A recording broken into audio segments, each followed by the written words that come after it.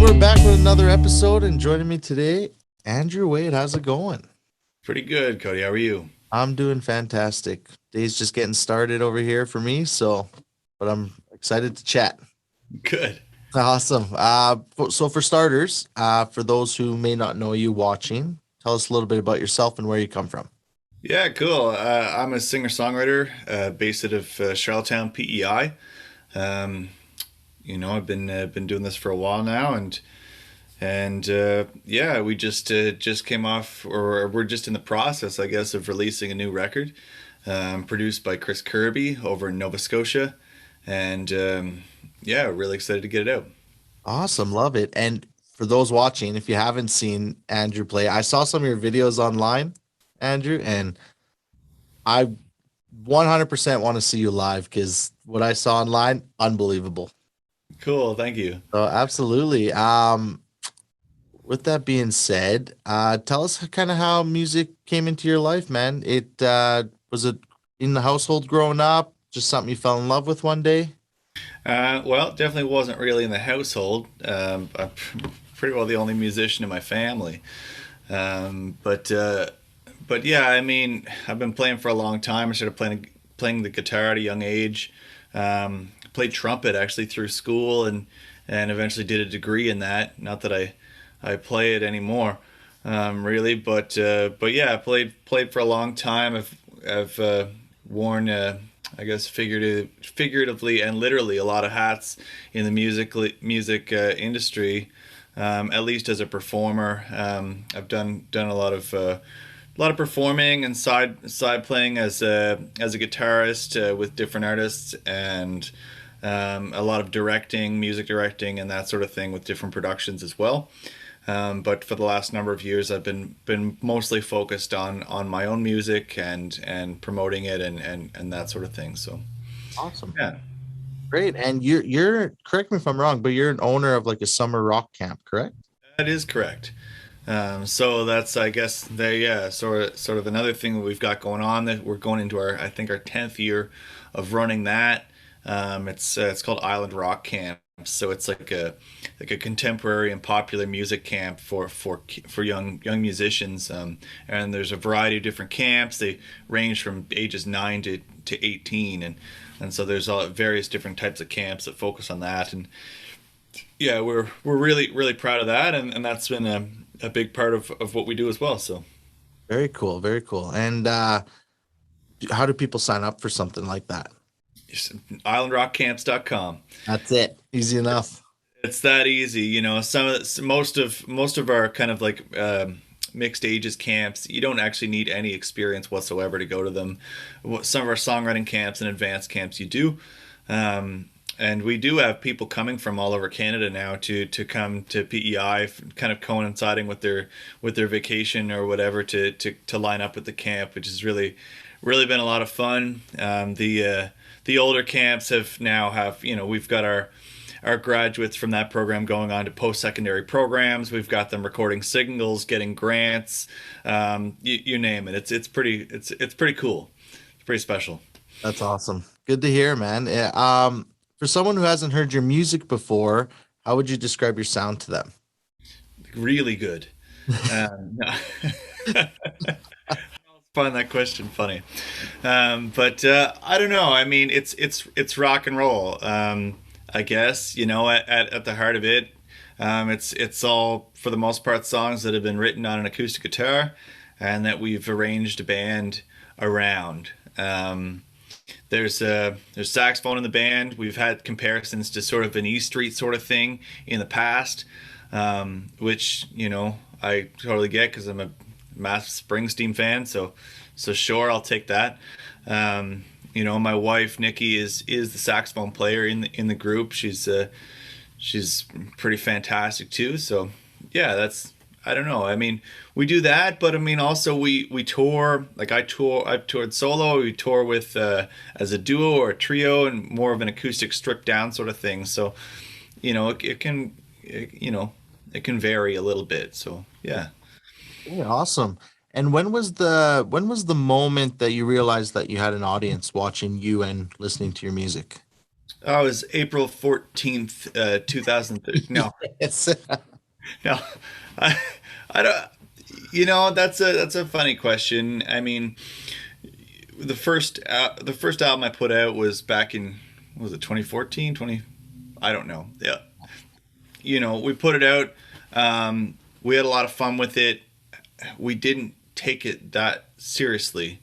And then it just started becoming more and more a part of what I do, and performance and the show started becoming more a part of my own livelihood too, and I think it just progressed naturally, really. I've all like music has always been a major part of my life and everything that I do. So I mean, I don't think there was a big light bulb moment per se. It was more just like, okay, well, we're going in this direction now. Right. So, you know, yeah. Fair enough. Fair enough.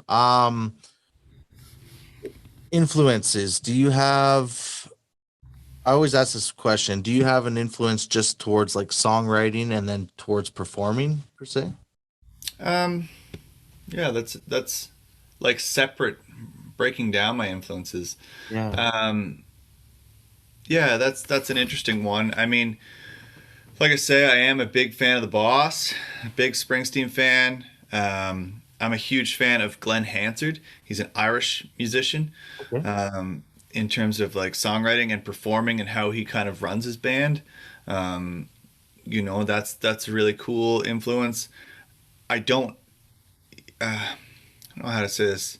My favorite band is Wilco, um, which is a whole other kind of thing with like a lot of like crazy weird experimental stuff and noise stuff and big jams, and I think some of that bleeds into our performances as well.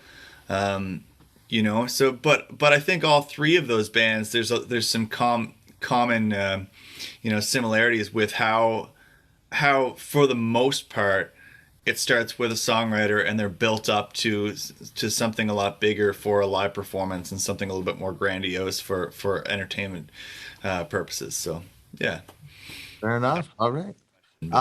Okay, let's talk music now. I know, let's talk about your newest single, Silence. Tell us a little bit about that and how it came together. Yeah, so this is the fourth single off the record. Um, Unlike the other ones, it's probably closer to a personal song for me than the rest. Silence is it's almost like a song that's written towards the idea of of silence, of being back in your home, in your safe space, and it might come as a surprise to some people, but um, I guess like from the personal aspect of it, like I have my own issues with social anxiety and being in crowds and being kind of the extroverted person that I'm expected to be as a performer and a musician. And it's almost a song to myself, like in a reassuring way that it's gonna be all right, that we're gonna be back to a safe space at some point, and it's gonna be cool. So that's sort of the personal take on it. But I co-wrote it with a fellow named Chris Kirby, and yeah, we had a really great crew play on it, and yeah, that's a little bit about the song. Awesome. And available on all platforms? Yes, Yes. Okay, perfect. All right. And then you have an album out, which is a self-titled album, correct? that's correct. What can people expect to hear on this album? And Well, there's 10 songs on it, and four of them are out, so you can get a pretty good idea of what's going on. yeah. And the rest of it it is out. It's available for sale. You can buy it on my website, andrewwaitemusic.com, but it's not available digitally yet. We decided to wait a little bit on that.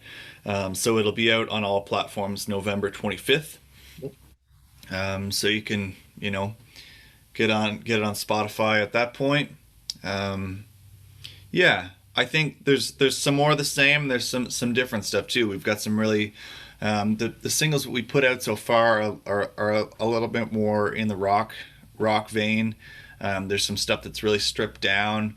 There's a track that's mostly acoustic with just some gorgeous cello stuff by Kevin Fox, and some gorgeous percussion. There's a song with programmed drums and very kind of more of an electronica kind of vibe from the producer. And yeah, so I mean, it's not going to go way into left field or anything, but from what has been released so far, but there are some different vibes for sure on the other tracks. So Yeah, awesome. And do you have, I always feel like this is a tough question for artists because songs are like little children, I always say, but do you have a favorite song on the album? I have two, I think. One hasn't been released yet. It's a song called "Best I've Ever Had," and it's a really cool one. It's got a major Wallflowers vibe, and that's another one of my favorite bands, and it's I'm really happy with how that turned out. My other one that is it's just a blast to play and it was a blast to write is "Ain't Going Out Like That," which was the lead single off of the record, and that one it was kind of it wasn't really meant to be this way, but it was kind of like almost like a bit of a triumphant song after the year we had with 2020, and we released it in January, and it's yeah, it's a really fun one to do live too. And we wrote it with Colin McDonald from the Trews, which was a lot of fun too. So Awesome. What is your favorite thing about co-writing? um, taking a song that might, how do I put this? It might be good or it might be like mediocre, and making it something that you didn't have any inkling that it could be. There are a couple songs, and I don't even want to say which ones on this record, that I was like, I put them on the list when I was sending my producer, a whole pile of demos, and like it just kind of made it in there, and he was like, well, this one's really cool, and I'm like, what? Like, no, I don't think so. And then we just pulled it apart and put it back together, and now it's like, well, okay, that's a lot of fun. It's creating something that you on your own might not have even thought that could be a thing, or that idea that you had, you really didn't think that it would have been brought to fruition otherwise. And there's something really magical about that you're getting different perspectives and different, people are looking at it through a different lens, and something can really just come out of what you didn't expect. So Right. And yeah. talking, where do you get most of your inspiration from when writing? Because I know you're saying social anxiety, you kind of wrote silence about that. It's just life experience.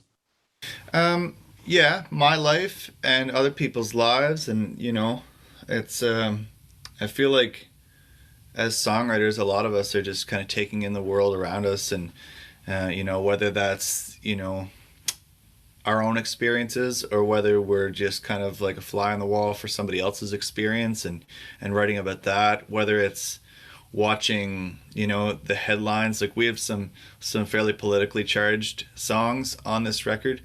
I mean, we wrote a lot of it in early 2020 and into the spring, and as we're watching these headlines of everything from the Trump era in the States, to a lot of the protests, the George Floyd stuff, what's been going on around Canada with our Indigenous communities. A lot of that has made it onto this record in one way or another.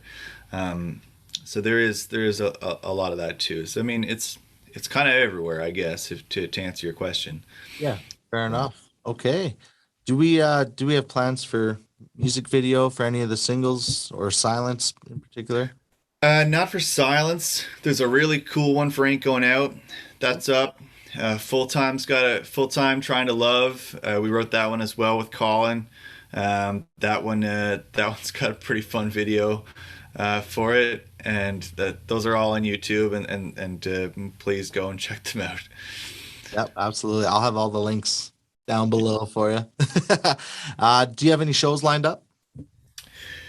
No. Well, yes and no. Not immediately. We just did an album release show here in Charlottetown, and it was a blast at the PEI Brewing Company. Um, we recorded the whole thing, so we're actually going to put out some of the show online. But my next big gig is coming up in December, and that's having a kid.